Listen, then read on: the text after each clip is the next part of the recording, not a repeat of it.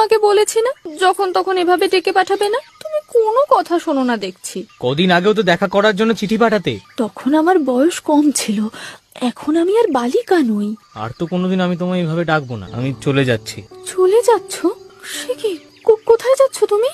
সেই সিংহল। হে মহাদেব, পুরন্দরকে যদি না পাই তাহলে কাউকেই আর স্বামী হিসেবে মেনে নিতে পারবো না আমি।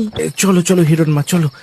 এবার তোমাকে বিবাহের ঘরে যেতে হবে, কিন্তু চোখ খুলে তুমি যেতে পারবে না। বরবধূ কেউ কাউকে দেখতে পেল না। শুভ দৃষ্টি ছাড়াই বিবাহ সমাধা হয়ে গেল।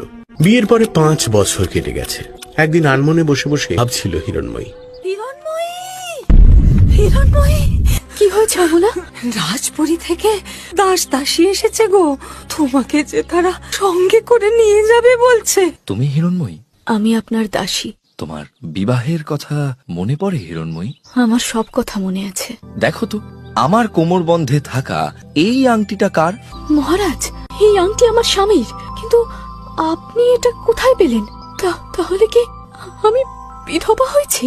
না হিরণময়ী, তুমি বিধবা নও।